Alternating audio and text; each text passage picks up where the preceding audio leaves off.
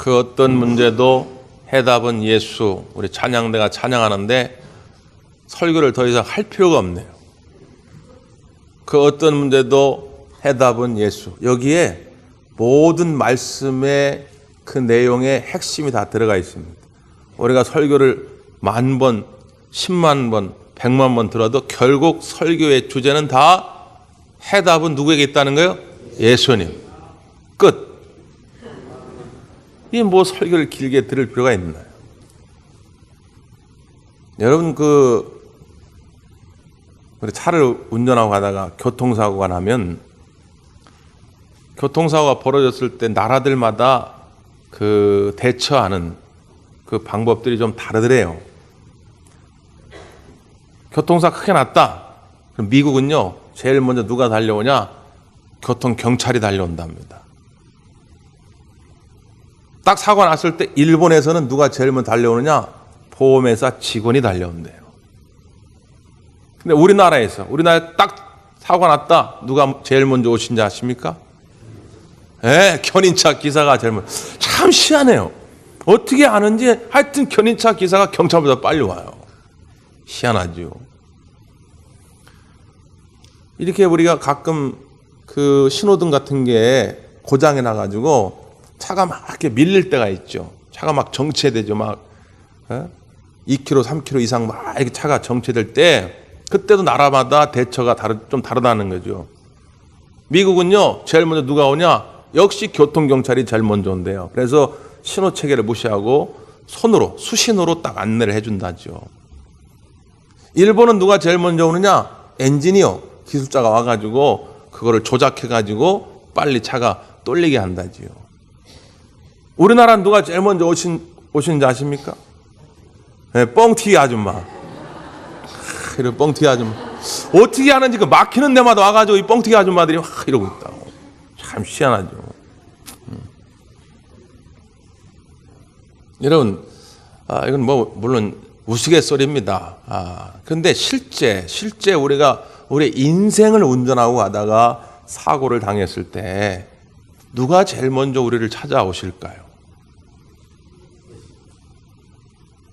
갓난아기가 한밤중에 열이 납니다. 아이가 너무 고통스럽죠. 근데 아이는 걸어 다닐 수도 없고 말로 표현할 수도 없습니다. 그때 아이가 유일하게 할 수 있는 건 뭐냐? 응애 우는 것밖에 없죠. 그 응애 울음소리를 듣고 누가 제일 먼저 달려올까요? 엄마지요. 아빠도 아닙니다. 엄마가 제일 먼저 달려옵니다. 여러분, 우리가 인생을 운전하고 가다가 뜻하지 않게 어려움을 만나고 사고를 당했을 때 제일 먼저 달려오실 분은 우리 하나님입니다.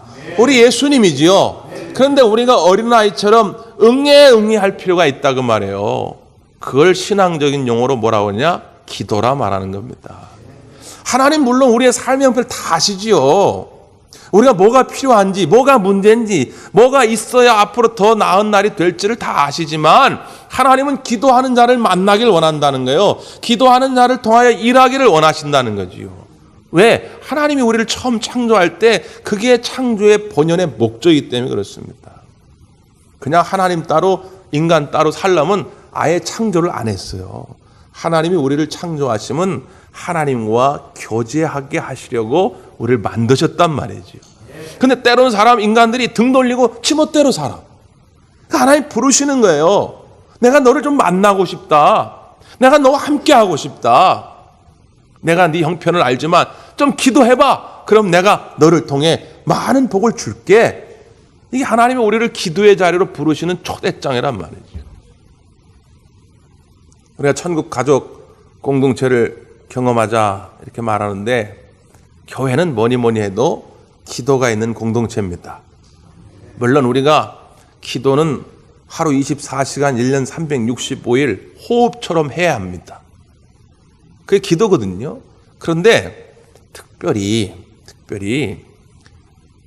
정말 1년 전, 5년 전, 10년 전에 어떤 문제를 놓고 기도하다가 그 기도의 응답을 온전히 누리지 못하고 포기한 게 있다면 이런 우리가 이렇게 특별 기도 시간에 우리가 생명생 새벽 기도 이런 시간에 다시 끄집어내서 하나님께 아뢰는 겁니다.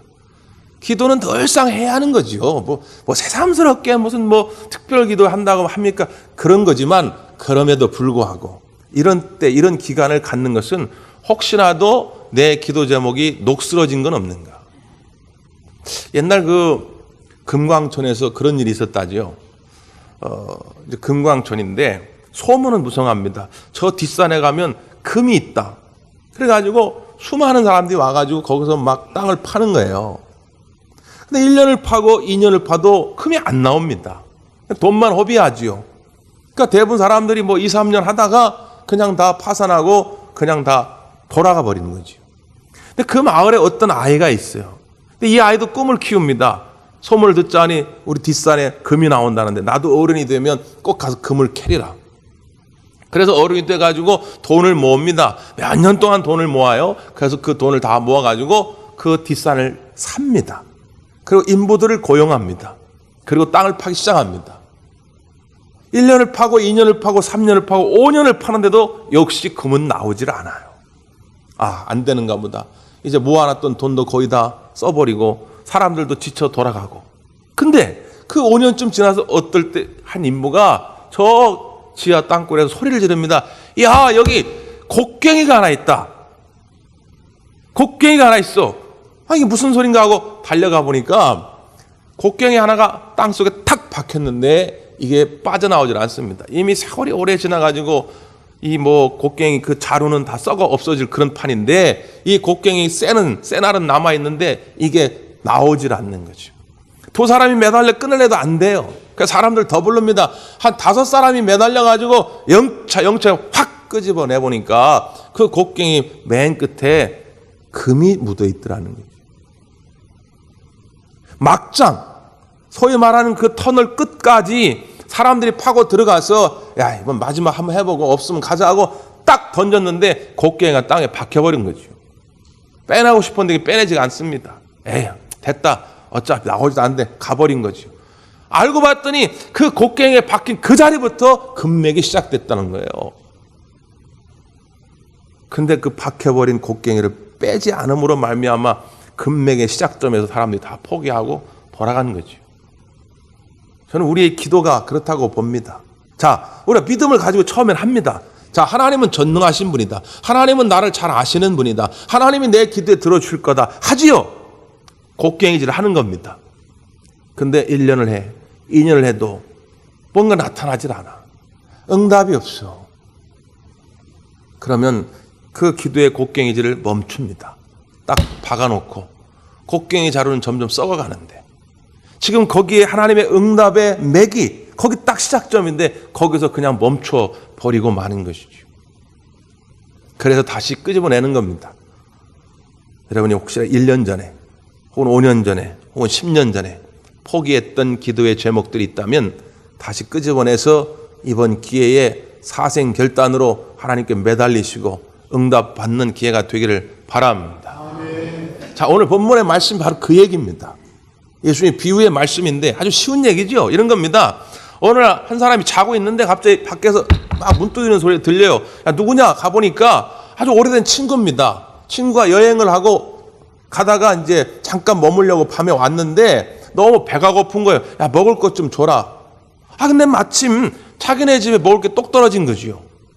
그래서 야, 좀 기다려. 그럼 내가 먹을 것 좀 구해올게. 그리고 또 다른 친구의 집으로 이 주인이 간 겁니다. 그래가지고 막 문을 두드리는 거지요. 야, 내 친구가 여행하다 잠깐 우리 집에 머무는데 너무 배가 고프다고 하니까 떡 3덩어리만 나 좀 꽂아라. 그런데 이 사람, 이 친구의 마음속에는 어떤 생각이 들 수 있느냐? 야, 지금 몇 시인데? 응? 이 한밤중에 지금 애들도 다 잠들었는데 내가 여기서 부스럭부스럭 일어나면 지금 식구들 다 깰 텐데 내가 왜 이렇게 불편을 감수하면서까지 네 친구의 소원을 들어줘야 돼? 라고 생각할 수 있죠. 우리나라 가옥구조는 배문이 있고 들어가면 현관문이 있고 현관문 열면 또 방문이 있고 이런 가옥구조지만 옛날 유대인들은 문 열면 탁 그냥 통입니다. 통. 그러니까 문 탁 열고 딱 가서 얘기하고 그 사람 일어나면 온 식구가 다 깨는 거예요. 그러니까 이 친구는 얼마든지 자기의 불편함을 감수하기 싫어서라도 그의 요구를 안 들어줄 수 있죠. 그런데 그 친구 관계 벗됨은 아닐지라도 성경 뭐라고 말하면 간청함으로, 야 그래 알아, 네 불편함 알아, 아유 근데 미안하다, 근데 내 친구가 지금 너무 배가 고프대, 아 미안한데 나 좀 떡 세 덩어리만 꿔줘, 간청하였더니 그 간청함 때문에라도 이 친구가 떡 세 덩어리를 빌려줄 거라는 거예요. 그러면서 예수님께서 계속 이어서 이런 말씀을 하십니다. 자, 성경을 한번 보죠. 9절입니다. 9절 시작.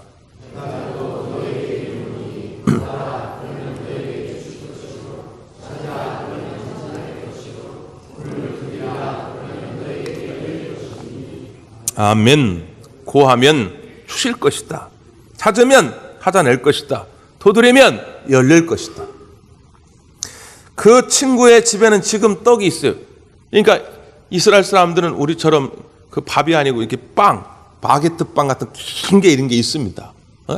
항상 준비되어 있어요. 이런 거 하나 사다 놓으면, 시장에 사다 놓으면 며칠을 먹어요. 그 빵은 준비되어 있는 거예요. 근데 내가 가서 좀 불편을 무릅쓰고라도 가서 간청하지 않았더라면 그 빵은 나한테 오지 않습니다. 간청할 때 내 것이 된다 그 말이에요. 하나님께 준비된 복이 있다 그 말이에요. 나를 위한 예비된 선물이 있다 그 말이에요. 근데 그걸 간청할 때 내 것이 된다 그 말이에요. 구하라. 구하면 주실 것이고, 찾으면 찾게 될 것이고, 두드리면 열려질 것이다. 마태복음 15장에 보면 수로보니게 여인에 관해서 나오죠. 수로보니게, 두로와 시돈 지역에 살던 이 수로보니게는 이방 지역입니다. 근데 이 여인이 문제가 있어요. 자기 딸이 귀신 들린 겁니다. 참 이것처럼 참담한 게 없죠. 차라리 내가 아프면 차라리 낫겠는데, 사랑하는 딸이 귀신 들려가지고 헛소리 나고 다니면 참 부모의 마음이 찢어집니다. 근데 마침 예수님 온다는 얘기를 듣고 예수님을 쫓아간 거죠. 그 예수님 뒤가 절절 쫓아가면서 예수시여 내 딸을 좀 고쳐주세요 막 그러는 거죠. 그럼 예수님 제자들이 참 저 사람 시끄러 죽겠네, 귀찮아 죽겠네, 예수님 뭐 하시지? 아유 저런 인간 빨리 좀 가버리라고 하지. 왜? 당시 유대인들은, 특별히 유대인 남자들은 이 이방 나라의 여인들을 개 취급을 했단 말이죠. 개만도 못한 인간으로 취급을 했단 말이죠. 근데 개만도 못한 인간이 자꾸 쫓아가면서 예수님 그러니까 이게 얼마나 듣기 싫고 귀찮은지 말이죠. 그때 예수님께 뒤돌아가지고 그 여인을 바라봅니다. 그때 그 여인이 예수님께 부탁하죠. 예수님, 내 딸이 귀신 들렸는데 내 딸 좀 고쳐주세요. 그때 예수님께서 뭐라고 말합니까? 자녀들이 취할 떡을 가지고 개들에게 던지면 마땅하지가 않다. 이 얼마나 이 여인에게 치욕스러운 말입니까? 하나님의 자녀들, 유대인들이 먹어야 할 그 은혜, 그 복을 개들한테 던져주면 마땅하지 않다. 내 줄 수가 없다. 우리가 평소에 아는 예수님 모습이 아니지요. 근데 이때 이 여인의 자세가 중요합니다. 옳습니다. 그러나 개들도 주인의 밥상에서 떨어지기는 부스러기를 먹고 사나이다. 내게 그 부스러기만한 은혜라도 있으면 좋겠으니 그 부스러기라도 내게 주옵소서. 예수님이 깜짝 놀랐어요. 네 믿음이 크도다. 네 요구대로 필요대로 될지라. 성경은 뭐라고 말하면 그 즉시 그 딸이 나음을 얻었도다 말합니다. 왜 예수님이 일부러 그에게 모욕감을 주면서까지 그 얘기를 했을까요? 제자들에게 보여주기 위함입니다. 자 봐라, 너희들 속으로 겉으로 뭐라고 그랬어? 저 여인이 이방인이라고 무시했지, 이방인은 귀찮다고 그랬지, 이방인이 빨리 내쫓으라고 했지. 근데 봐라, 니들보다 믿음이 좋지 않냐? 유대인인 너희들보다 이 이방 여인의 믿음이 훨씬 크도다. 내가 그렇게 모욕감을 주었는데도 포기하지 않고 간청할 때에 그가 응답을 받지 않았느냐. 하나님은 그런 분이다. 제자들에게 보여주시기 위해서 일부러 예수님이 말씀한 거죠. 과연 우리의 간청함은 어떠냐 말이죠. 구하면 주시겠다는데, 찾으면 찾게 하시겠다는데, 두드리면 열려지게 하시겠다고 하는데, 다시 한번 우리의 이 기도의 칼날이 세워지기를 바랍니다. 자, 문제는 뭐냐면 우리가 하나님께 기도할 때 하나님은 반드시 응답하십니다. 그런데 그 기도의 응답이 반드시 내가 요구한 것과 똑같지는 않습니다. 이걸 아셔야 됩니다. 이걸 모를 때에 기도하다가 낙심하기가 쉽습니다. 자, 마지막, 오늘 본문의 마지막 절을 한번 읽어봅니다. 13절. 시작.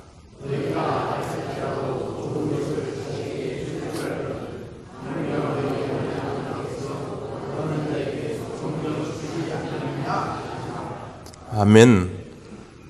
너희가 악할지다. 이 말은 육신의 아버지는 뭔가 부족함이 있다는 거죠. 에?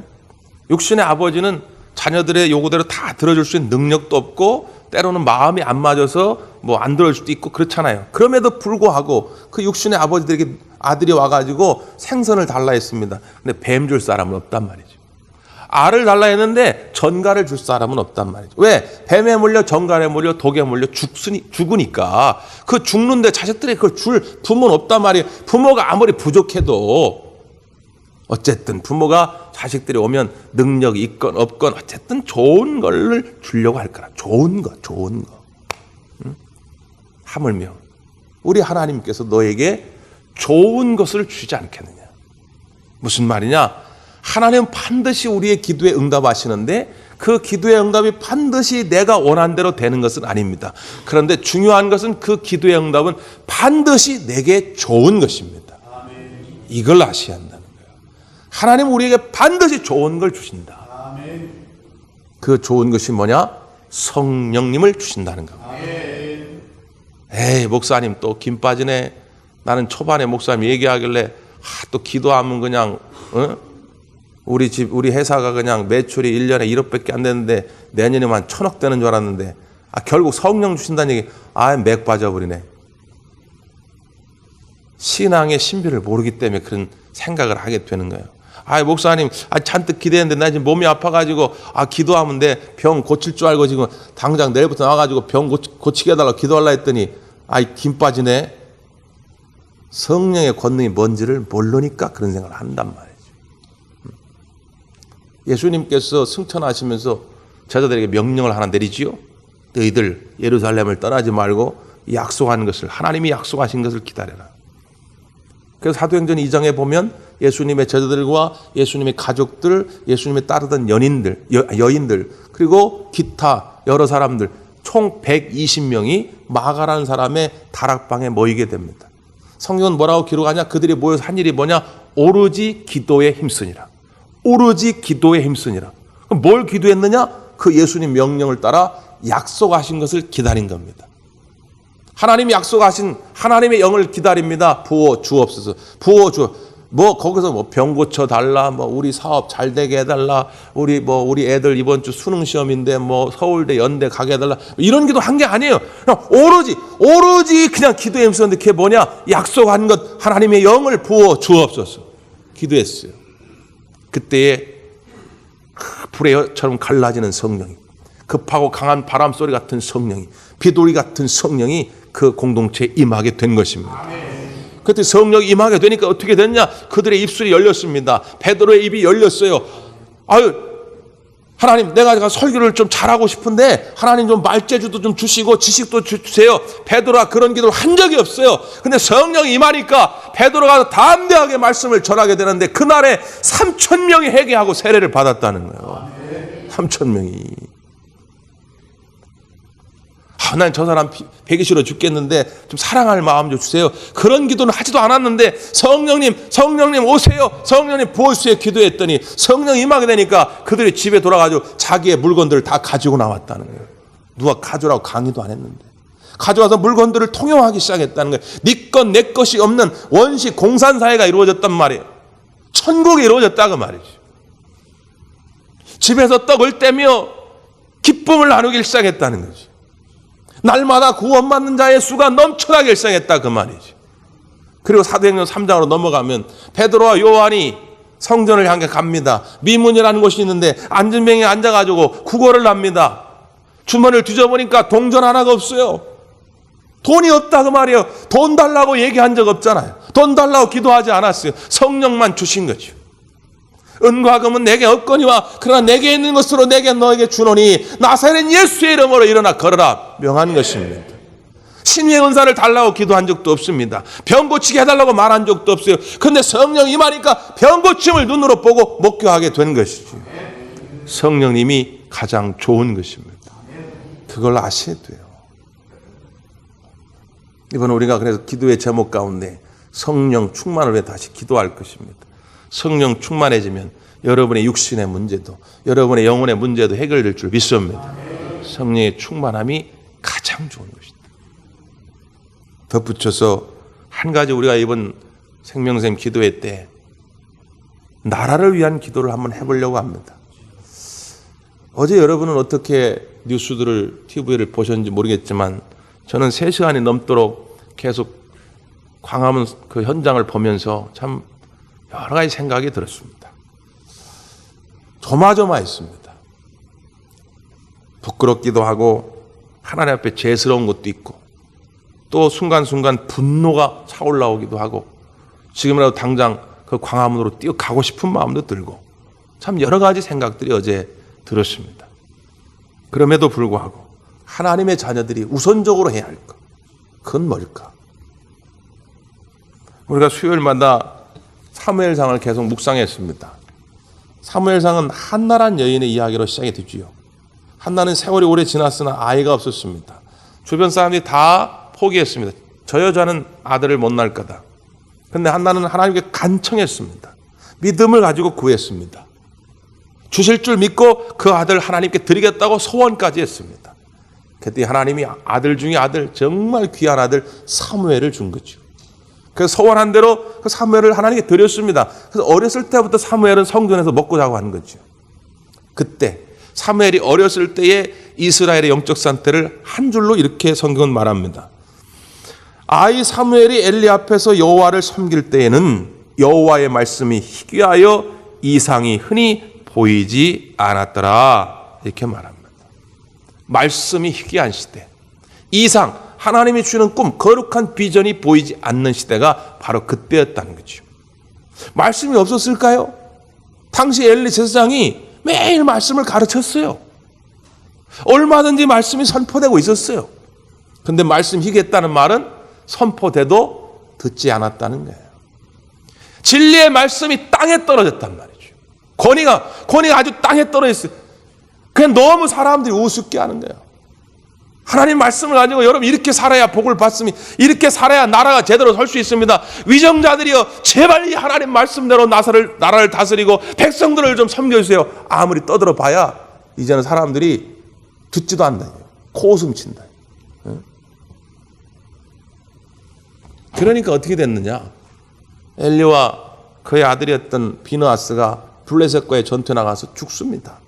하나님의 언약궤를 뺏깁니다. 하나님의 언약궤는 하나님의 임재의 상징인데 하나님과의 동행이 이제 끊어진 거지요. 그 엘리 제사장의 아들 비느하스의 아내가 그때 임신을 하고 있었는데 그 자기 남편과 시아버지의 죽음을 듣고 충격을 받습니다. 그래서 아이를 낳아요. 조산을 하게 된 거죠. 그래서 결국 아이 낳다가 이 엄마도 죽어요. 근데 죽기 전에 아이 이름을 정합니다. 아이 이름을 뭐라고 정하냐? 이가봇이다. 이가봇. 뜻이 뭐냐면 no glory, 영광이 없다. 하나님의 영광이 떠난 시대라는 겁니다. 지금 이 나라의 이 현재의 상태가 꼭 그와 같지 않습니까? 진리의 말씀의 권위가 땅에 떨어진 시대, 하나님이 주는 거룩한 꿈을 특별히 젊은 세대가 꿀 수 없는 시대. 나 혼자 정직하고 성실하게 살면 뭐 할 거냐? 정유라 봐라, 정유라죠. 아니 말이지. 해도 그런 말을, 돈도 실력이다. 네 부모가 돈이 없는 걸 탓해라. 이래가지고 젊은이들이 아주 분노가 하늘 끝까지 차 있단 말이에요. 젊은 세대들이 거룩한 이상, 꿈을 가질 수 없는 시대. 하나님의 영광이 땅에 떨어진 시대란 말이죠. 어떻게 할까요 말이죠. 사무엘이 장성합니다. 그리고 하나님 앞에 택함을 받고 선자가 됩니다. 그가 제일 먼저 한 것이 뭐냐? 미스바로 사람들을 모은 것입니다. 그리고 하나님 앞에 금식하며 옷을 찢으며 회개하며 하나님 앞에 기도한 것이지요. 그때 블레셋 사람들이 그 이야기를 듣습니다.